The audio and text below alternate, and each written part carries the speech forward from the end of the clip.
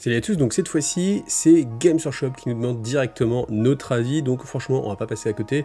Et puis, forcément, hein, ça sent la V10 qui va sortir, et puis ils ont envie de se positionner de la meilleure façon. Donc, la V9, en fait, elle avait été travaillée avec des gens déjà qui faisaient partie de l'univers Warhammer 40 000, donc des joueurs, pas uniquement en interne, comme ça avait été le cas des précédentes versions. Donc la V9 était issue un peu de la communauté, mais une communauté vraiment spécifique. Alors tandis que là, la V10 qui se prépare avec ce sondage, eh bien, elle se destine en fait à tout le monde.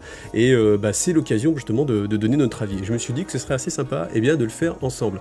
Donc, c'est quelque chose qui est assez important d'ailleurs pour eux, parce que moi, ils m'ont contacté en tant que youtubeur en disant ce serait quand même bien que tu répondes, ce serait bien aussi que tu parles un petit peu de ça aux personnes, à ta communauté en fait, pour que le plus possible de monde réponde.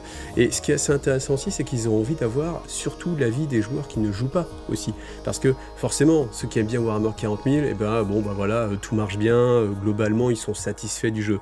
Par contre, ce qui est intéressant, c'est justement de savoir tous ceux qui n'aiment pas Warhammer 40 000, qu'est-ce qui pourrait justement les faire changer d'avis. Donc on y va. When was the last time you played?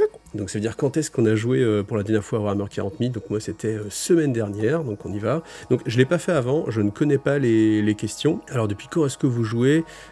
Plus de 20 ans, voilà. On aurait pu faire style s'il y avait des cases en plus, mais voilà. Parce qu'on est en attente de tournois ou choses comme ça. Donc franchement à une époque, oui, moi j'étais en attente de tournois, j'organisais beaucoup de tournois. Là, franchement, non, rien de spécial. On va être comme ça, on va être dans vraiment mon profil à moi. Donc bien sûr, c'est mon profil à moi, ça ne correspond qu'à moi, mais c'est important aussi. Je me suis dit, derrière cette vidéo, déjà, je pense qu'il y a des gens qui ne sont pas au courant qu'il y a ce sondage et qui vont participer. Plus il y a de gens qui participent, mieux c'est. En plus, je me suis dit aussi, dans la logique, c'est que les gens qui regardent Geeky TV, c'est des gens qui sont dans le même état d'esprit que moi. Donc forcément, ça va faire des voix en plus pour ma façon de penser Warhammer 40 000, donc ce sera toujours une bonne chose. Alors, comment on joue? En crusade, casual, compétitive, open. Ouais, compétitive, casual match, je mets les deux, voilà. Ces deux versions-là. Le narratif crusade, je vous ai déjà expliqué plusieurs fois, mais j'ai essayé et j'ai pas été du tout satisfait parce que je trouve que ça fait une charge mentale supplémentaire avec beaucoup de choses à gérer en plus. Et je trouve que 40 000, c'est déjà un jeu où on gère beaucoup de choses. On n'est pas comme il y a certains jeux en fait, vous lisez les règles, vous savez jouer plus ou moins. De temps en temps, il y a un petit point de règle, on reprend le bouquin en main, mais votre partie elle roule. Il y a juste peut-être vos fiches d'armée, tandis que là, quel que soit le niveau, hein, franchement, pour avoir vu il n'y a pas longtemps, que ce soit les finales, que ce soit sur d'autres chaînes, que ce soit sur French Wargame Studio, Creative Wargame, même les gars qui sont top players, ils ont quand même le bouquin, il y a des points où ils sont pas d'accord, ce qui veut dire quand même que même si on est un très bon joueur, qu'on a l'expérience, qu'on est dans le haut du panier, de la crème du top, eh bien on peut pas se passer d'un bouquin. Et ça c'est assez significatif en fait pour le jeu. Alors, do you most commonly use point or power level? J'ai fait les deux. Par contre, comme c'est un point, je peux choisir, je vais choisir que point en fait. Moi j'aimais bien l'idée de power level parce que vraiment on est en mode tranquille, on se prend pas la tête, et c'est vrai que quand on joue à plein de choses, on n'a pas forcément envie de passer des heures et des heures à créer sa liste d'armée, et plus c'est simple, mieux c'est. Après, c'est vrai qu'en termes d'équilibre, forcément le power level, on met un petit peu tout ce qu'on a, c'est un peu l'ultra fait, donc ça demande quand même à s'auto-éduquer en fait pour essayer de faire un bel équilibrage. On va mettre point quand même dans le doute. Dans le doute. Hop, on aime le top 3. Alors le lore on the setting, c'est-à-dire vraiment l'ambiance de l'univers, planning my army, ça veut dire justement préparer le méta, donc ça non. Voir mon armée en action, oui, ça c'est intéressant. Le challenge tactique, forcément, gagner. Oui, c'est toujours intéressant de gagner. Après, est-ce que c'est le but? Non. Ce qui est intéressant, c'est de voir justement après la fin de votre partie, est-ce que vous êtes en mode j'ai gagné, je suis hyper heureux, ou alors j'ai perdu et vous faites la gueule. Parce que en fait, ce que je veux dire par là, c'est qu'on peut tout à fait avoir envie de gagner. Et je pense qu'il faut avoir envie de gagner, ne serait-ce que pour donner en fait un match sympathique. Moi, dans mon expérience, en fait, j'ai eu des joueurs où ils étaient en mode vraiment, ils n'avaient vraiment rien à faire de la game. Donc du coup, ils n'en ont rien à faire de gagner ou perdre, certes. Donc on va dire ouais, ils sont cool parce qu'ils n'en ont rien à faire de gagner ou perdre. Ouais, enfin, sauf que le problème, c'est qu'ils n'en ont rien à faire de la partie au final. Et quand on essaie de faire de mettre en place en fait de la tactique, l'autre en fait, il fait n'importe quoi, il n'en a rien à faire. Et au final, même quelqu'un qui aime bien, qui est là et qui se dit tiens je vais essayer de gagner, au final une victoire contre quelqu'un qu'on a vraiment rien à faire, est-ce que c'est vraiment valorisant, est-ce que c'est vraiment intéressant? Non, je ne pense pas. Donc voilà. Creating cinematic moments, ça c'est fun aussi, c'est-à-dire vraiment à un moment donné où il se passait une action de fou. Apprendre des nouvelles règles, ça non, les mecs ne cliquez pas là-dessus, non, surtout, ne cliquez pas là-dessus. Hanging out with a friend, donc ça c'est faire s'amuser avec ses amis. Rencontrer de nouvelles personnes. Doing something fun with my miniature. Alors si j'ai 3 choses à choisir, ce que je préfère, j'aime le lore, l'histoire, mais au final, moi ce que j'aime c'est les figurines. Seeing my army in action, ça c'est cool. Creating cinematic moment. Est-ce que dans ces deux-là, ça se recoupe pas un petit peu? Le côté cinématique, fun, c'est sympa. Ça j'aime bien. Allez, je clique. Franchement, rencontrer de nouvelles personnes, tout ça, c'est plus quand vous êtes en mode tournoi. C'est toujours sympa, mais c'est vrai qu'au bout d'un moment, quand vous avez un bon parc de joueurs, une association, etc., je me faisais la réflexion il y a de ça quelques années. Au bout d'un moment, en fait, t'as pas forcément vocation ni l'envie de vouloir grandir en fait dans ton asso, parce que déjà, nous, on s'était fait la réflexion. Il y avait trop de personnes pour qu'on puisse jouer avec tout le monde régulièrement en fait. Et si on voulait jouer vraiment avec tout le monde, c'était plus d'1 an de cycle associatif. Donc au final, est-ce qu'on voulait vraiment qu'il y ait tant de nouvelles personnes qui arrivent? Déjà jouer avec ses amis, franchement moi je joue à plein de jeux. Depuis l'époque, depuis le temps que je joue forcément, je connais pas mal de gens. J'ai franchement pas le temps de jouer souvent avec les gens avec qui j'apprécie de jouer. Donc rencontrer de nouvelles personnes, au final tu dis ouais non, merci ça va aller. Mais après, t'es content, hein, bien sûr, de faire les rencontres, c'est super sympa. Mais de là à faire des parties... Enfin oui, ça peut, mais non, c'est pas ce que je vais rechercher en premier. Allez, le lore quand même, faut pas déconner. Préparer mon armée, non, parce que ça veut dire qu'ils vont nous faire passer encore plus de temps sur la préparation de l'armée. Voir mon armée en action. Ah, le challenge tactique, c'est pas mal. Alors le challenge tactique, c'est vraiment... Je pense que c'est important de faire un petit focus sur ce point-là. C'est vraiment quand vous êtes sur votre bataille, c'est pas le méta, c'est-à-dire c'est pas comment vous avez réfléchi que vous allez faire votre bataille avant, mais le côté tactique, c'est vraiment quand vous êtes sur la table, comment vous jouez avec ce que vous avez en main. Typiquement, l'idée elle est là, c'est un peu dans la réalité, c'est-à-dire qu'aucun plan de survie au contact de l'adversaire, et moi c'est ce qui me plaît, j'aime bien le côté tactique challenge. Prendre de nouvelles règles, non, c'est sûr que non. S'amuser avec ses amis, oui, forcément. Après, je me dis, ça, c'est pas quelque chose qui va être... En fait, moi, je vois derrière un petit peu ce qui peut donner des informations et ce qui peut guider le jeu. Vous voyez, si vous répondez s'amuser avec ses amis, au final, eux, ils vont faire un peu ce qu'ils veulent en termes de règles. Allez, je vais mettre Sing, ouais, Tactical Challenge. Allez, on y croit. Hop. Ah, j'aurais pu faire quelque chose de fun aussi, mais c'est aussi dans la même voie, c'est le genre de choses où au final, ça fait pas forcément avancer le débat. Alors, please select which option best describe which an action poor use response to this test now. I play to win. Oui, forcément, oui, par rapport à ce que je disais, dans le jeu, en fait, il faut qu'il y ait un but, en fait, et ça veut pas dire que tu vas pourrir l'adversaire, ça veut pas dire que tu as envie de l'écraser, ça veut juste dire que tu vas utiliser en fait les mécanismes de jeu pour aller vers ce que le jeu veut en fait, parce que le jeu va désigner un système de points, etc. Donc je pense que c'est simplement collé à la mécanique de jeu. Après, on peut aussi faire n'importe quoi. Moi je me rappelle une partie que j'avais fait avec l'ami Seb Voineau, je sais pas si tu regardes cette vidéo, mais si tu regardes, coucou à toi, je me rappellerai toujours, c'était en finale d'un tournoi, en fait il y avait on savait déjà les lots à gagner, et puis en fait, comme on savait que ça allait être une partie un petit peu tendue, et qu'il n'avait pas trop envie de se prendre la tête, on s'est mis d'accord, et on s'est dit écoute, on va faire, on se met d'accord, on arrange notre victoire. Alors c'est pas très bien, mais bon voilà, enfin ça vous en pensez ce que vous voulez, mais nous on s'était mis d'accord comme ça, pour pas se stresser plus que ça. En plus c'était un petit tournoi de quartier, franchement on était quoi, on devait être 16 à peine quoi, on s'est dit, ça ne changera pas la face du monde, et en fait, comme on s'est mis d'accord, du coup on a fait pas un n'importe quoi, mais on était en mode hyper cinématique. Je me rappelle, je jouais Eldar, j'avais un seigneur fantôme, il me le flingue, et à un moment donné, on dit, mais attends, mais c'est une construction, donc ce serait rigolo qu'il réapparaisse. Et en fait, on s'est dit, bah bon, on va faire ça, on va le faire réapparaître. Et là, les mecs, je me rappelle, ils étaient en train de me regarder, ils faisaient, mais tu fais quoi? C'est fou, quoi. Et parce qu'il y avait le stress, c'est la finale et tout. Nous, on était en mode rien à battre, en fait. Et c'est une des parties dont je me rappelle le plus, avec le recul, parce que franchement, on avait rigolé, franchement, on avait fait n'importe quoi, mais on s'était vraiment amusé, voilà, malgré tout. Donc voilà, petite dédicace à Seb. Mais malgré tout, je pense que c'est... Enfin, il faut être sur la même longueur d'onde que l'adversaire ou que votre coéquipier ou votre partenaire de jeu. C'est comme dans toutes les bonnes recettes, il faut que ça matche, il faut que les gens soient raccords. Sur le site Games Workshop, rarement voire jamais, si ce n'est le site Forge World, mais voilà. Oui, les boutiques, les autres sites, non. Oui, les autres gaming shop. Event, oui, forcément. Au Games Day à l'époque, parce qu'au Games Day, il y avait une magnifique promotion qui était 3 achetés le moins cher offert. Donc forcément, on se gavait un petit peu. Je me rappelle de sacs bien remplis. Alors, c'est facile de commencer avec Warhammer 40 000.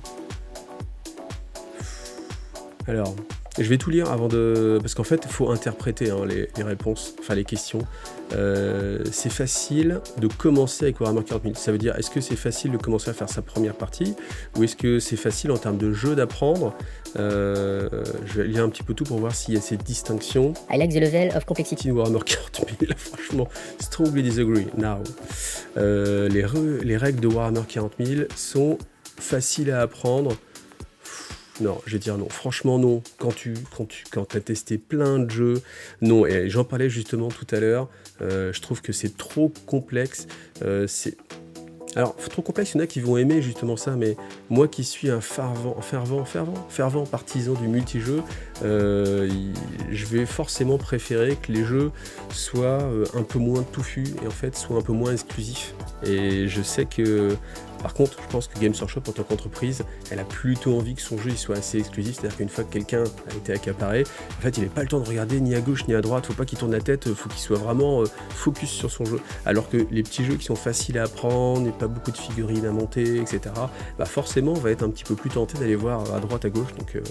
Voilà, mais bon, moi je préférais justement que ce soit un petit peu plus facile, parce que moi, vu le nombre d'armées que j'ai, franchement, à chaque fois que je fais une partie, c'est compliqué parce qu'il faut se remettre en tête toutes les règles de son armée, et puis forcément on oublie, et puis il y a un petit côté frustrant en fait, où tu te dis, c'est cool, je joue cette armée là, mais en fait j'ai complètement oublié ça, et en fait c'est dévalorisant parce qu'on se dit, ah ouais, je suis trop bête, j'ai oublié ça. Combien de fois vous vous êtes dit ça franchement? Je ne voudrais rien changer, pas du tout. Moi je voudrais que ce soit plus simple, franchement, ouais, quand tu reprends un codex, ou même quelqu'un qui commence, alors du coup voilà, je veux dire, je pense que, alors aussi bien se constituer une armée, c'est colossal financièrement, en termes de temps, ces deux critères-là, c'est compliqué, et puis même savoir où aller, savoir quoi prendre, combien de fois les gens ils commencent des armées, moi je le vois, hein, et puis les questions c'est toujours, qu'est-ce que je prends, etc. Alors tu as les start collecting, ou alors les... comment ça s'appelle maintenant, les formats patrouille là, c'est les boîtes de démarrage, donc forcément financièrement c'est intéressant, donc on va commencer par ça. Après, dedans, est-ce que les unités vont être tout le temps jouées? Pas sûr. Donc puis il y a tellement de choix, je vois le gars il commence Space Marine, parce que voilà, Space Marine, il y a tellement d'entrées dans le codex que... Donc moi je dis toujours, vas-y, fais-toi plaisir, prends les figurines qui te plaisent physiquement, mais si la personne elle est venue là pour faire du méta et qu'elle a envie de performer, elle fait du net deck, enfin du net, elle va chercher sa liste sur internet en gros, donc voilà. Voilà, je vais dire disagree. Alors je sais pas si le sondage est très long ou pas, je sais pas combien de temps va durer la vidéo. Alors, how would you scrum, comment vous allez décrire Vous voyez, il y a quand même un gros focus sur cette partie-là, donc c'est-à-dire que je pense que la surcouche de règles et de suppléments, ils en sont conscients. Et moi, j'ai vraiment envie qu'avec la V10, on aille sur un jeu qui fasse un peu table rase du passé. Tant pis pour les gens qui sont accrochés à leurs 15 bouquins, 15 suppléments. Mais je pense qu'ils sont pas si nombreux que ça. Et je pense que s'ils arrivent à nous sortir quelque chose qui soit amusant, fun, tactique, vraiment tactique, pas stratégie méta, mais plutôt tactique, c'est-à-dire vraiment on est sur la table et tout a un petit peu une chance. Bon, ça j'y crois pas trop parce qu'il y a toujours derrière le spectre marketing avec en mode la nouvelle faction, faut qu'elle sorte, faut qu'elle soit un peu plus forte pour que tu vois, t'as envie de l'acheter. Et puis après, il y a un nouveau tank qui sort, si il est fort. Bon, après on fera une frag 3 mois plus tard, mais si, il faut que t'achètes le nouveau tank, donc faut qu'il soit sexy. Et sexy, il n'y a pas que le look, parce que quelqu'un qui va jouer juste sur les listes, lui, il faut que les règles soient sexy. Donc voilà. Mais s'ils arrivent un jour à nous pondre peut-être quelque chose vraiment qui se passe vraiment plus sur la... où il n'y a pas de match-up, c'est-à-dire que t'es pas en mode ah ouais tu joues ça, bon ok clairement j'ai perdu, je vais essayer d'arracher un match nul, alors que le côté pierre-feuille-ciseaux en fait, alors que d'un autre côté, bah toi, je sais qu'avec la liste exacte que j'ai là, contre toi, c'est mission impossible presque de faire match nul, au mieux je perds quoi, et de l'autre côté, pour toi c'est pareil, tu pourras pas me battre, donc voilà. Alors, est-ce qu'on est d'accord avec ça? Ouais, je pense que c'est compliqué, bien écrit, difficile à comprendre, too many rules, ouais. Pas assez de règles. Non mais qui s'en déconne les mecs, qui va cliquer sur Not enough rules? S'il y en a un parmi vous qui clique là-dessus, je veux bien son nom, hein. Tu me mets ton nom, suitable for people starting out, suitable for expert player. Franchement, je crois que c'est bien pour les joueurs experts. Après, le côté thématique, je pense qu'il est quand même pas mal. Parce qu'il y a quand même moyen, et ça, je veux le souligner dans le côté positif, avec tous les sous-types de factions, en fait, que ce soit les chapitres, les clans orques ou les flottes ruches, des choses comme ça, on peut vraiment trouver, en fait, quelque chose qui correspond à sa thématique. Et ils le font parce que, déjà, il y a des pages aussi même qui sont là rien que pour le fun, c'est-à-dire trouver un nom à ces personnages. Il y a un générateur de noms. Voilà, il y a le côté crusade, on peut raconter une histoire, donc c'est quand même pas mal. Et puis il y a vraiment aussi le côté, eh bien, certes il y a des règles qui vont être un petit peu plus fortes, mais vous pouvez aussi imaginer que, je repense typiquement au Codex Necron, avec l'historique, vous pouvez dire, bah tiens, cette dynastie en fait vient de tel endroit, etc. etc. Et je trouve que le thématique est pas mal. Intuitif, je vais dire non. Ah, on peut répondre que 3 choses, hein. Allez, on va mettre quand même thématique pour être un petit peu positif aussi. What is your experience of making a battle-forged army? Je sais pas, c'est dur à dire parce que compliqué, ça me paraît un petit peu trop. Simple, ça me paraît pas le cas. Je pense qu'il y a too many rules, genre trop de choses encore à choisir.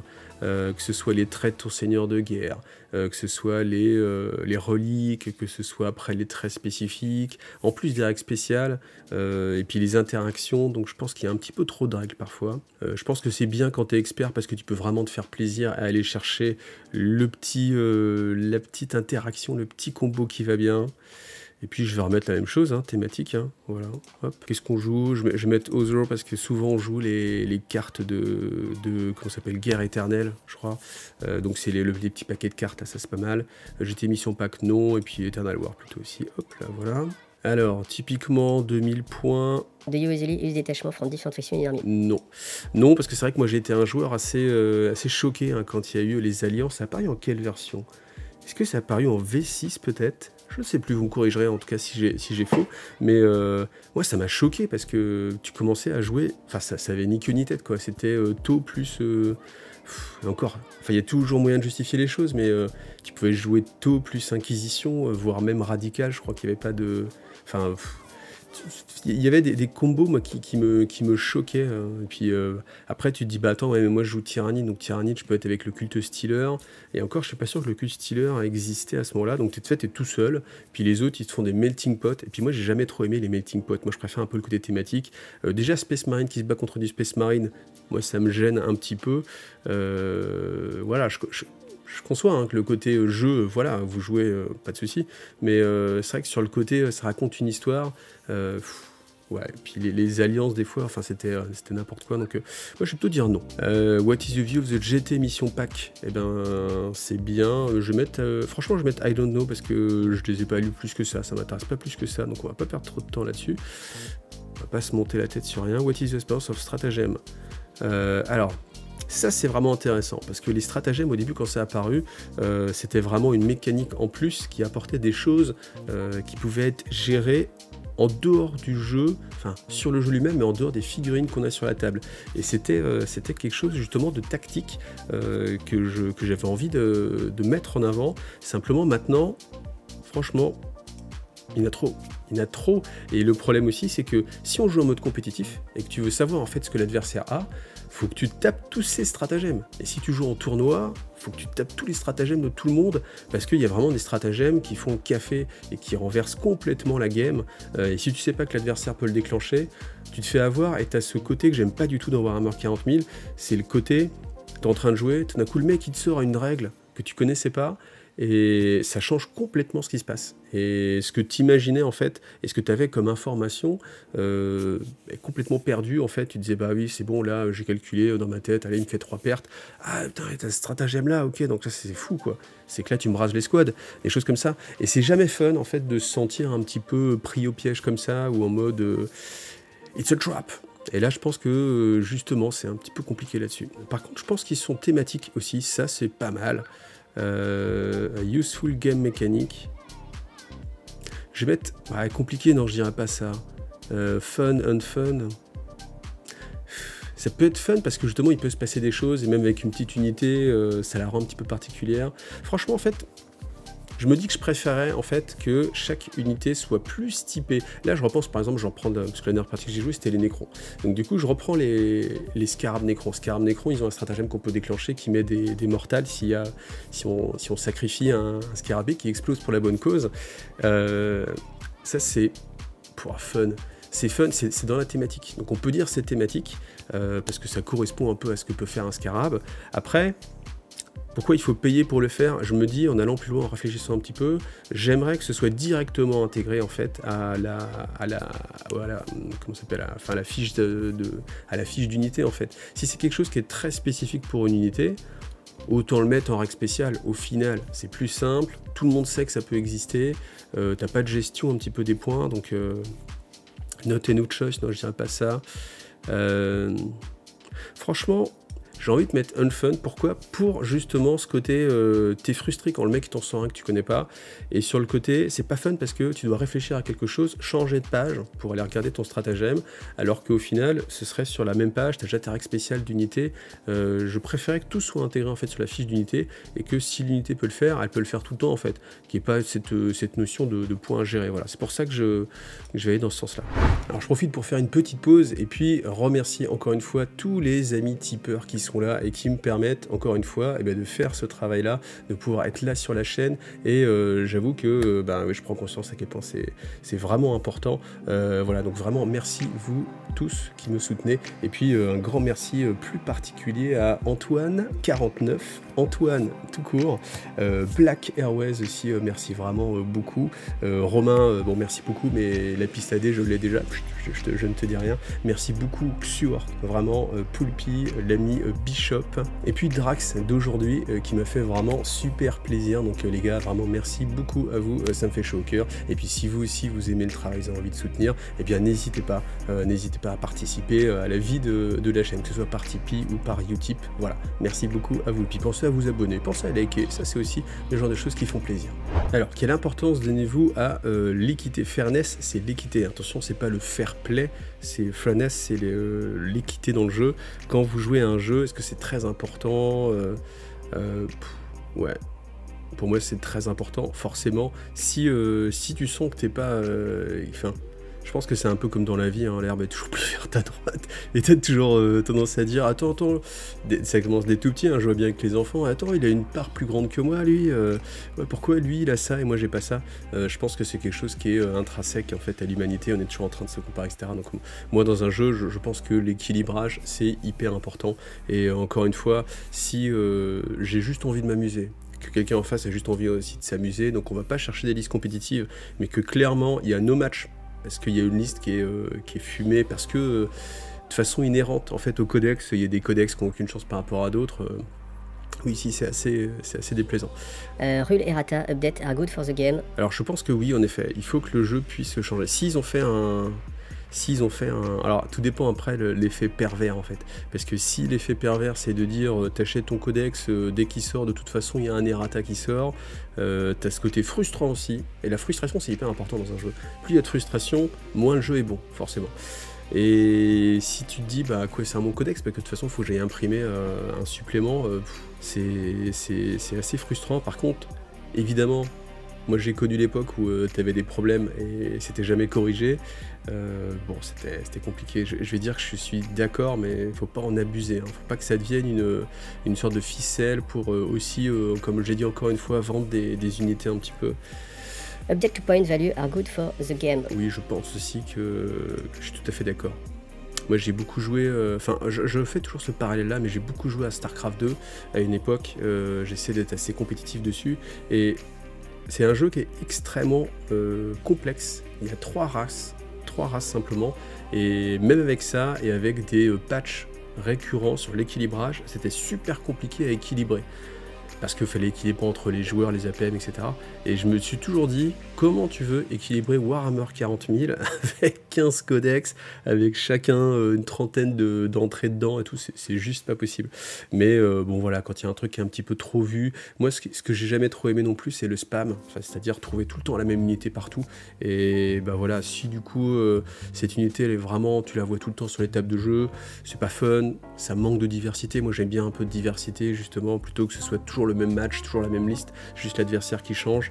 Voilà, c'est pour ça que j'aime pas les échecs, hein. Moi je préfère le jeu où ça va être de la diversité à chaque fois, un nouveau jeu. C'est pour ça que je joue à beaucoup de jeux aussi. J'aime bien un petit peu cette mécanique mentale aussi de sortir de sa zone de confort et puis de partir sur un jeu qu'on connaît moins, s'approprier quelque chose et puis justement se satisfaire en fait. Tous ces sentiments en fait c'est important, satisfaire du côté j'ai appris quelque chose de nouveau, je maîtrise quelque chose de nouveau, plutôt que oui bah je connais la mécanique pour rouler contre machin truc, gère telle unité puis après c'est géré et puis etc. Donc voilà, hop. Alors je digresse beaucoup, mais c'est le but en fait de cette vidéo, hein. Je me suis dit je vais profiter de ce sondage aussi pour faire un point sur ce que je pense aussi de Warhammer 40 000. C'est bien aussi pour moi-même en introspection de voir un peu ce que je pense du jeu après toutes ces années. Alors, how often would you like all errata? Toutes les semaines, non, c'est pas possible. Ouais, tous les 3 mois, c'est pas mal. C'est pas mal, tout en sachant que si dans votre... En fait, tous les mois, ça me paraît vraiment fou. Faut vraiment suivre, en fait, c'est très compliqué, je pense. Toutes les semaines, c'est pas possible. Même eux, je pense qu'ils sont pas capables de fournir ça toutes les semaines, ou en tout cas, ce serait forcément, je sais pas en même temps. Mais ce serait très difficile. J'aurais du mal à croire que ça matche bien, et puis ce serait vraiment trop compliqué. Je pense que, c'est-à-dire 4 fois par an, c'est pas mal parce que si vous n'avez pas envie de l'utiliser dans votre asso avec votre groupe de joueurs, vous le faites pas. Mais les joueurs qui ont envie d'être le plus au point, tous les 3 mois, c'est pas mal pour se remettre, essayer une nouvelle liste, etc. Alors je crois qu'on arrive de la fin. Is there anything else you would like to tell us about the true on the Warhammer 40 000 game? Faut que je réfléchisse là. Alors comme là, ça sent quand même la dernière question, je me suis dit... Quels sont les éléments que j'aimerais retrouver dans Warhammer 40 000, que je trouve dans d'autres jeux, typiquement Star Wars Legion par exemple, je trouve que c'est vraiment un excellent jeu avec des mécanismes de fou et un plaisir de jeu immense, et j'ai essayé de synthétiser ça, et je pense que ça se traduit par moins souvent regarder son codex, passer plus de temps à vraiment jouer plutôt qu'à garder son codex. Et encore une fois, je vous dis, pour regarder les rapports de bataille sur les autres chaînes, c'est quand vous les regardez en live, parce que quand c'est monté, on regarde, tac, on cache, mais quand vous les regardez en live, tu fais, ouais, ok, ça me rassure, je me dédouane parce que je me dis, si lui, là, il connaît à fond, il a fait l'analyse méta du bouquin et il est quand même en train de regarder tout le temps ses trucs dans son codex, il n'y a pas de souci, moi j'ai le droit aussi, hein, c'est pas que je suis mauvais. Ou alors si je suis mauvais, mais c'est pas grave, c'est le jeu qui est très compliqué. Donc, j'ai envie de ça, j'ai envie de moins regarder son codex. Donc comme je suis pas le meilleur au monde en anglais, j'utilise un logiciel de traduction, donc ne m'en veuillez pas, c'est toujours mieux que si je m'étais débrouillé avec mes simples compétences. Donc la première chose, passer moins de temps. Ensuite, deuxième chose, être plus actif dans la partie, parce que moi je me rappelle vraiment, j'ai ce symptôme sur Warhammer 40 000, les joueurs ils sont jamais au taquet ensemble en fait. Typiquement t'es au taquet ensemble au début, quand même, un petit peu, genre on se déploie unité par unité, ça je trouve ça sympa, genre tu fais quelque chose, je réagis, c'est tactique. Et puis après, il y a un moment donné, il y a lancer de dés fatidique, tu lances ton dé, t'as perdu l'initiative, t'as une sorte de chape qui te tombe sur la tête, où tu fais, ok, je vais subir le jeu pendant peut-être, allez, 1 heure peut-être, 45 minutes, je vais pouvoir claquer une relance par-ci par-là, mais heureusement il y a ça, mais sinon, moi combien de fois, et ça c'est depuis des années, hein, combien de fois, quand j'étais en tournoi, des fois où je faisais confiance à mon adversaire, et puis j'étais pas trop en mode, voilà, la pression, je disais, bah écoute, tu joues, tu m'appelles quand j'ai à lancer des dés, et puis je vais faire des photos des autres tables.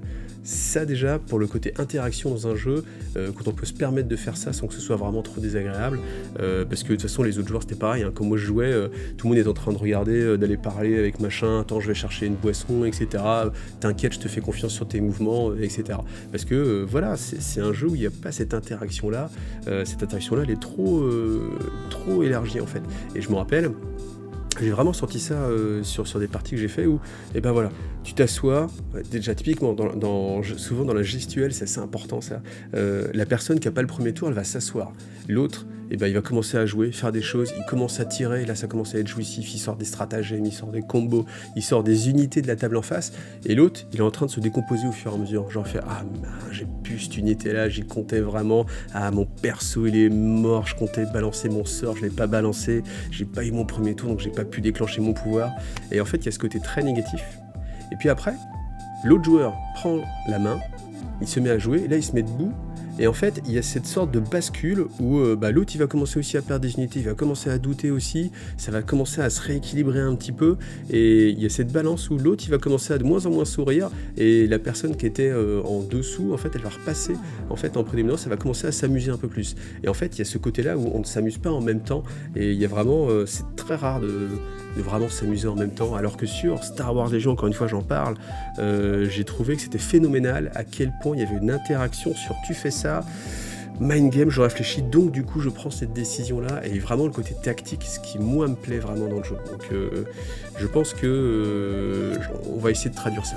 Donc voilà, plus d'interaction entre les joueurs dans un round de jeu, et typiquement activation alternate, ce serait really good. J'ai envie de mettre quand même un troisième petit point là-dessus.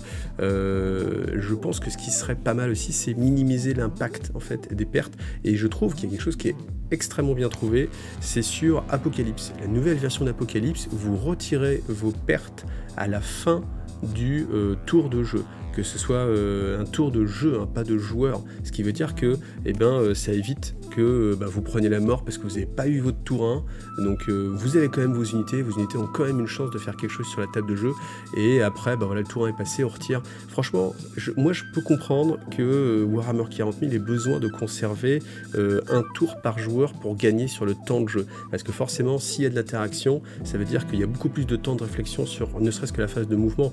Quand vous êtes tout seul, vous avez une donnée fixe, vous faites tous vos mouvements d'un coup, ça roule. Vous avez passé peut-être, je sais pas, 25 minutes, mais vous avez fait vos 25 minutes. Si par contre, à chaque fois, il faut repenser quelque chose et vous avez une nouvelle information qui vient se donner, forcément, ça durera plus que 25 minutes, ce qui veut dire que le temps de jeu va être plus grand. Ça, c'est compliqué. Donc, si on ne peut pas se trouver avec un jeu où les parties dépassent pas trop les 3 heures, eh bien je pense que la solution d'Apocalypse est vraiment très bonne, à savoir on retire les pertes à la fin du tour de jeu des deux joueurs, et ça permet d'éviter l'alpha strike en mode je t'ai dégommé ta carte maîtresse et puis toi tu peux rien faire en face. Voilà. Removing losers at the end of the both players' turn, as in Apocalypse, it's a great idea. This way each player can take advantage of his entire army on his first turn. Voilà, ça je pense que c'est les 3 éléments moi qui me feraient prendre beaucoup plus de plaisir à Warhammer 40 000, simplifier vraiment le temps, enfin voilà, vraiment réduire, et je pense aussi que pour aller vers un jeu qui soit plus sympa, réduire un petit peu le temps de jeu, et si réduire le temps de jeu, ça passe aussi par réduire le temps qu'on passe en dehors du jeu à regarder, à chercher une règle, et encore, même en étant équipé avec des petits post-it sur les côtés, c'est quand même une perte de temps. Si on peut se passer de ça, voilà, ce serait vraiment formidable. Donc voilà, next, est-ce que c'était vraiment la dernière question? Ah non. Voilà. Je préférais vraiment cliquer là. Mal. Et bien écoutez, thanks you for completing your survey. Et bien écoutez, merci à vous en tout cas d'avoir vu cette vidéo, d'avoir fait ce sondage avec moi. Franchement, n'hésitez pas à le faire, c'est hyper important, parce que plus il y aura de données, mieux ça se passera en fait pour vous, parce que ce sera le jeu qui va ressembler à ce que vous avez envie que ça se ressemble. Enfin, que ça ressemble. Et d'autant plus si vous ne jouez pas à Warhammer 40 000 et que vous êtes déçu de Warhammer 40 000, franchement, répondez à ce sondage, parce qu'il y a des chances que le jeu se rapproche de ce que vous avez envie de trouver dans un jeu. Et comme je sais pas comment le dire, mais il y a pas match, hein, les figurines de Games Workshop en général et de Warhammer 40 000, moi je les trouve splendides. C'est des superbes figurines et ça fait vraiment plaisir. Et dans tous les jeux que je joue, je trouve que celui qui a le plus bel impact visuel, c'est Warhammer 40 000. Pour moi, il y a presque aucun doute. Il y a juste peut-être Dead Man's End, parce que Dead Man's End au monde western avec des décors vraiment typés western, je trouve que c'est vraiment formidable et ça se rapproche vraiment de ce qu'on veut, mais la claque elle est aussi sur 40 000, mais attention avec des vraies tables, pas les tables de tournoi où on met des angles en carton, vous m'avez compris. Allez, en tout cas merci à vous, bonne chance pour la V10, à nous tous, allez, bye.